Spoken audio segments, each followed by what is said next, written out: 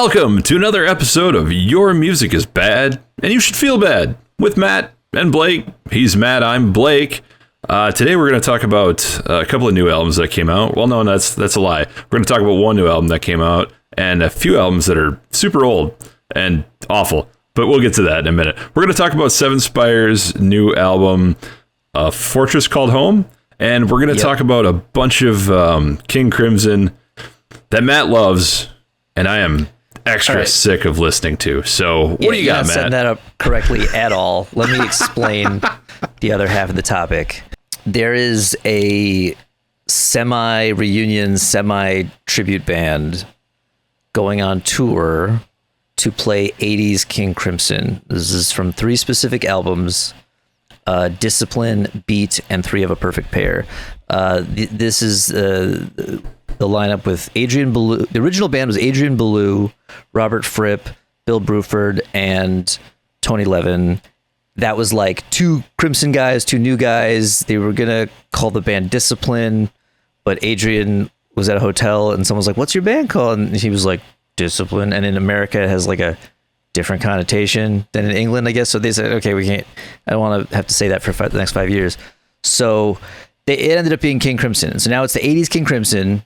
And other than in the court of the Crimson King, I've been saving most King Crimson for my midlife crisis.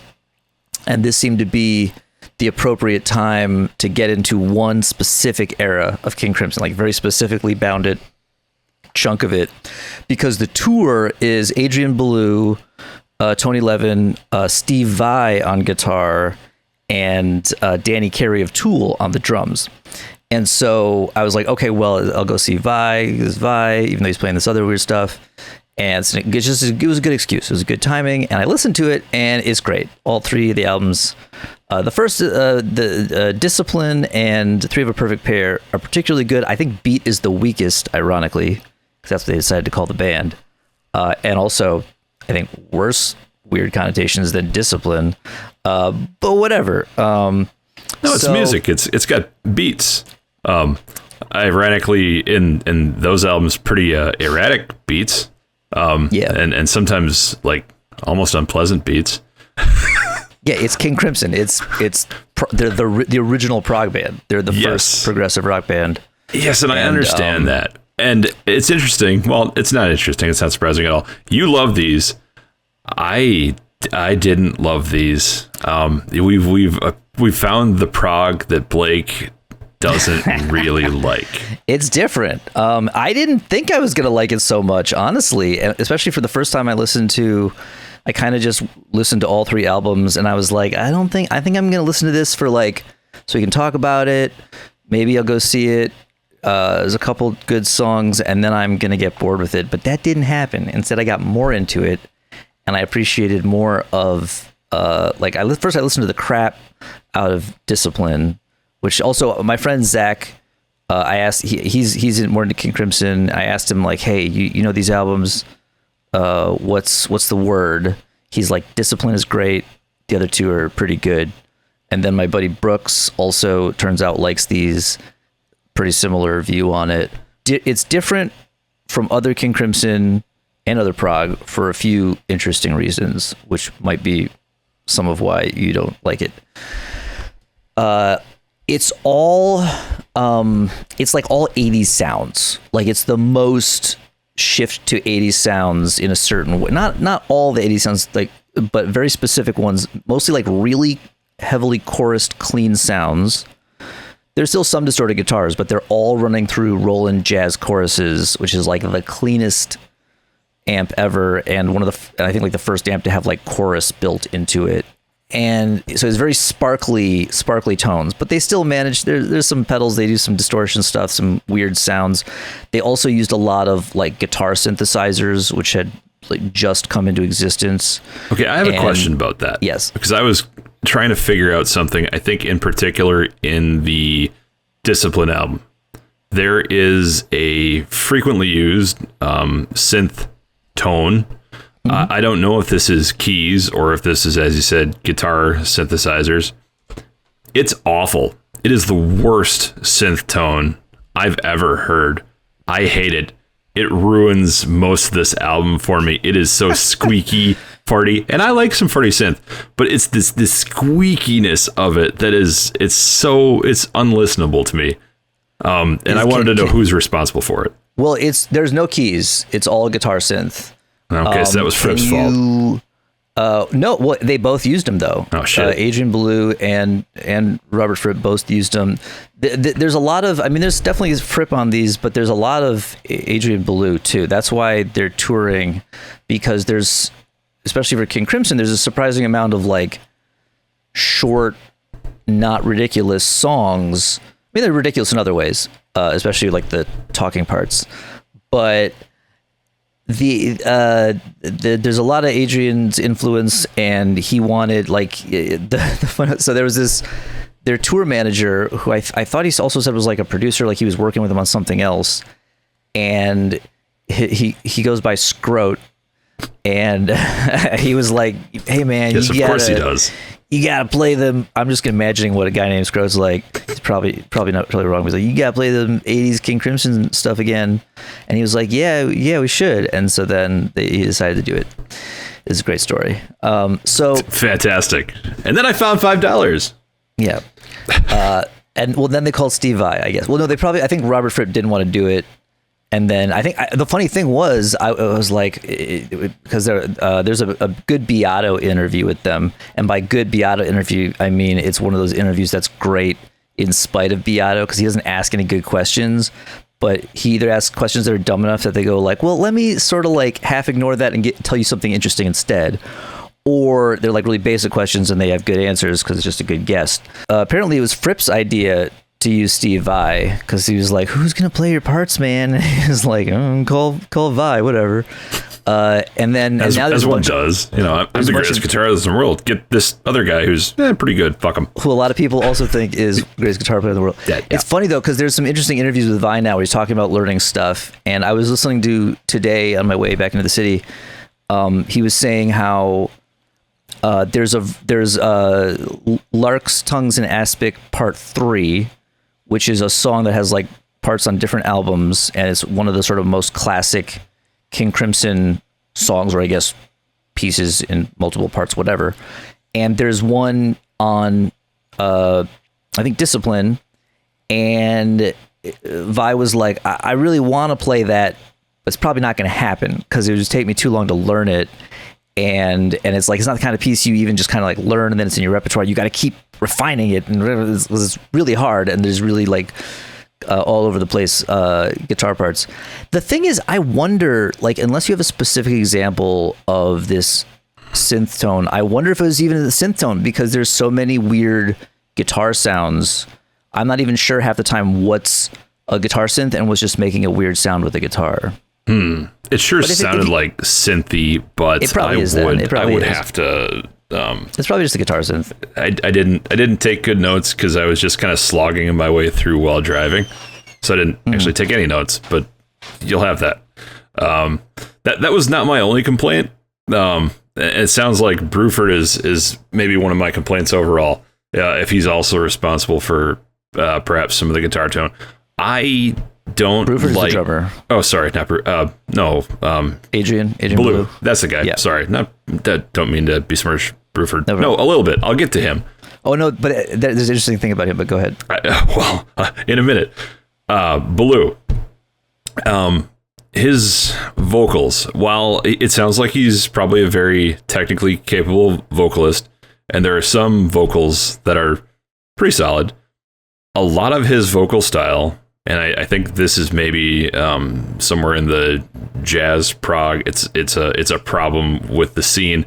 It sounds like the vocals were recorded so like sarcastically, like, oh fuck you, I gotta record vocals on this or you're not gonna listen to it, you fucking plebes. Like he didn't want to be there. The vocals were like, oh shit, I have to do this, I'm gonna sing them as badly as possible, despite the fact that I don't have to. I could sing good vocals, but I'm gonna be an asshole. Did you notice this? This is what I hear. No, I think that's entirely in your imagination. Okay, well, he sounds terrible then. I know he doesn't, but that's okay.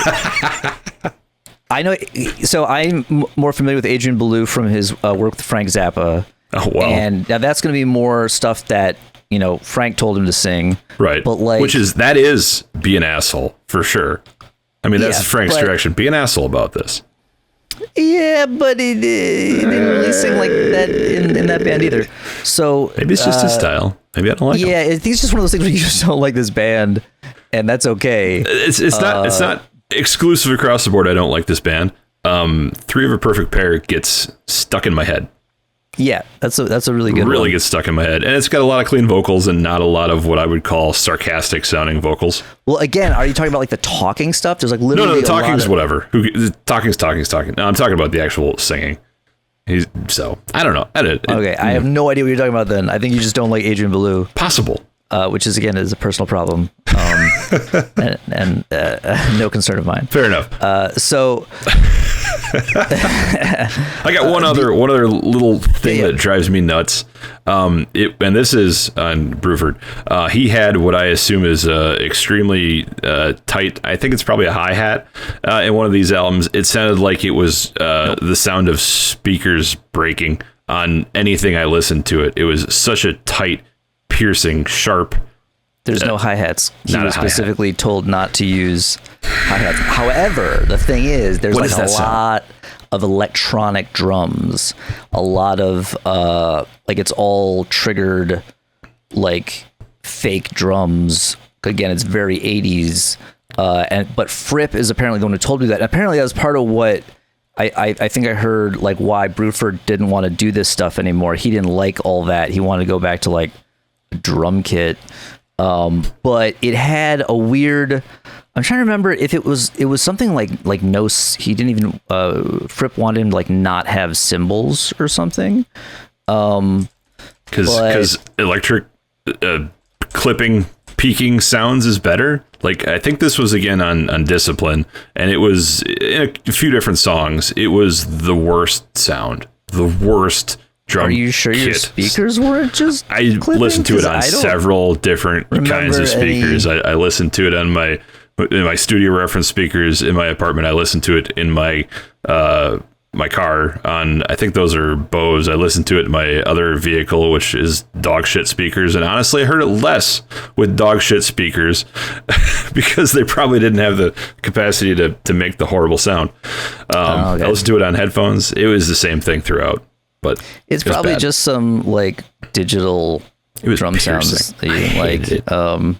But I don't know. Yeah, there's no hi-hats. Let's see if I can, because I see somebody told me, again, I don't know if I have an actual source for it, but somebody told me that was part of why Bruford had no interest in this stuff anymore, because he just got sick of the electronic kit and he didn't want to play them anymore.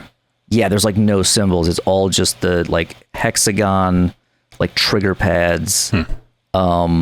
But granted, those could have whatever, they could be triggering all kinds of different sounds. Oh, of course. So it's hard to say exactly, again, what the specific sounds that bother you are.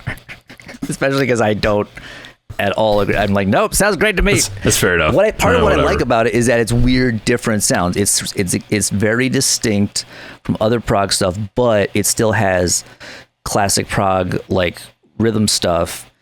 And they're kind of like some of the guys who originated some of that stuff. Sure. And so like when you hear like a doodle doodle doodle do, it's like it's not like when you now hear prog bands do that and you're like, wow, good job, that stock prog bit. It's like the old stock prog doodle do. Like they get the t-shirt. Yeah, the diddly doos, Well, diddly doos, sure, but a doodle doo, that's a whole other thing. That's old school. Yeah. So, and then there's a lot of interesting, there's two guitars. There's a lot of interesting, like, polymeter stuff, like time phasing and stuff, like frame by frame. There's the main riff. It's like 7/8, and then Fripp starts playing it in 6/8, so it kind of starts to go out of phase with the main part until it kind of comes back around. So there's a lot of interesting stuff like that going on, but also just like there are a lot of catchy tunes. Like that's really what's cool about it is, yeah, you get the crazy stuff, And again, that was the other thing. There's a lot of these like tracks with like talking or like just recordings. Yeah, but that's prog. Whatever. I mean, Dream Theater has had a shitload of that, thought obviously. that was going to be the stuff that was going to bore me and be annoying, but now I love all those tracks. I don't love it, but I'm used to it. I don't know what the fuck he was babbling about. This is a dangerous place. This is a dangerous place. Yeah, he got robbed, and he had a tape recorder with him.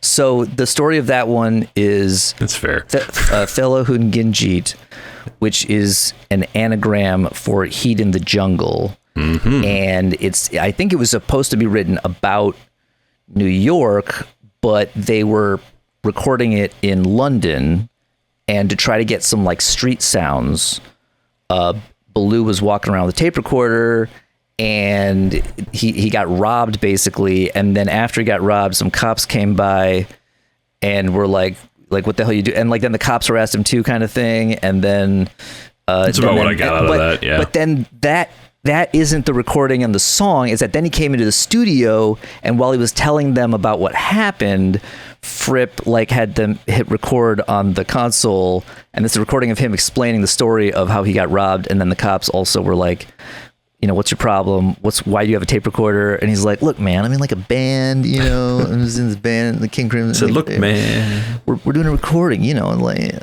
So actually, Fela Hunginjit was, I thought, a pretty decent track overall. Maybe because it was like coherent and about something.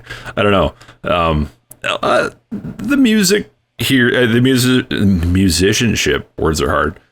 Obviously solid throughout, and I didn't have a problem with any of the wheelie wheeze and the doodly doos and blah blah blah. I just, you know, it might have just been Belew.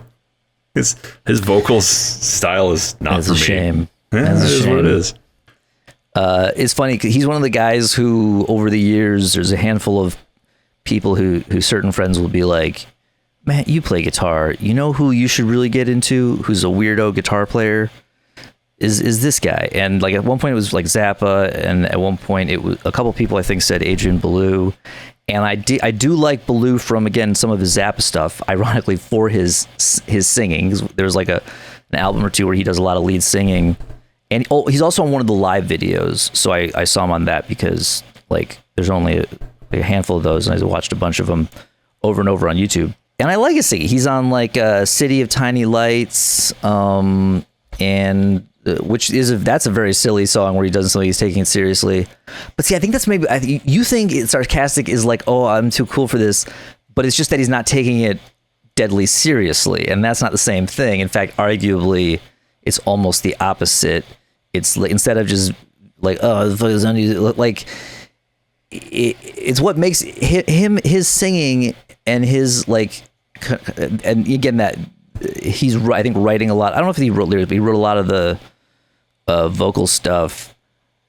Yeah, a lot of that is his style and him kind of bringing that to the table. And that, I think, is what makes this period interesting, is like the mix between him and Fripp, who's still just sort of like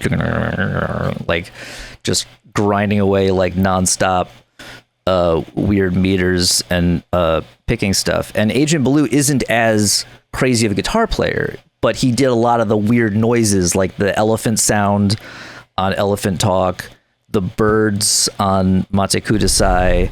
So like, as far as, which also makes sense that when he was involved with Zappa's band, you know, like stunt guitar and all that. So, you know, it's a lot of weird stuff.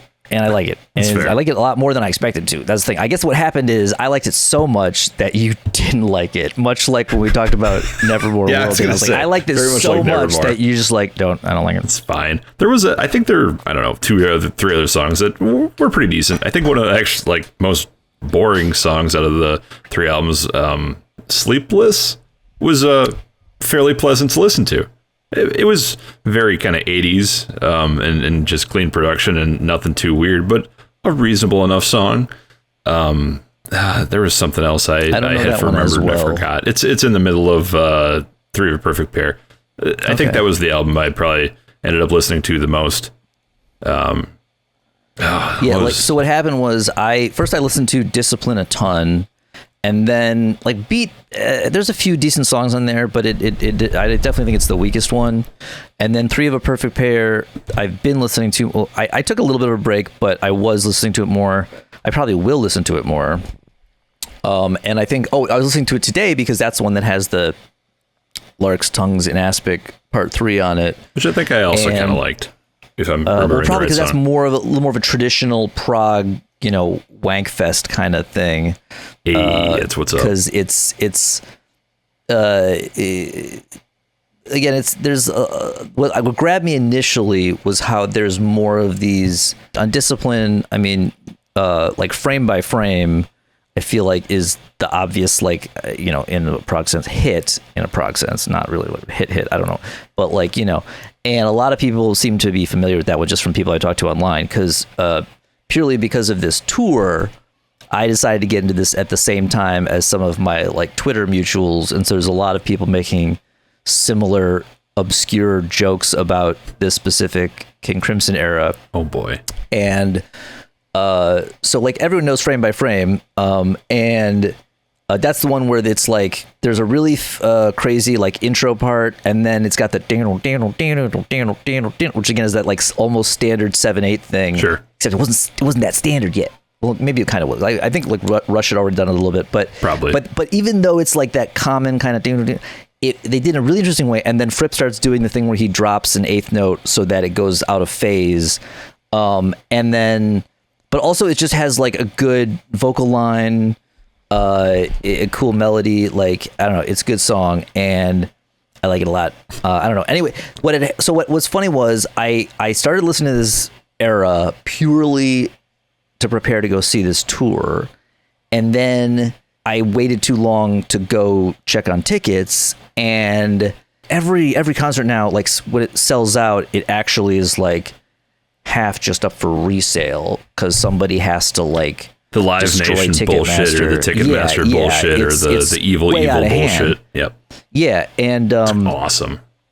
And I think I've heard there's a lot of issues with this where it's like stuff will sell out, people are making money, but then there's like a half empty audience because half the tickets are just up for insane prices, and that's probably true. But anyway, so I went on and like the worst tickets were like $150, and I was like, no. So I guess I'm not going to see them now. Oh, well, too bad now that I love these albums and this period of music. But they just added more dates. And so I was able to snag a couple tickets for the Brooklyn show in December for like the actual price. Hey, and how so about I'm excited. that?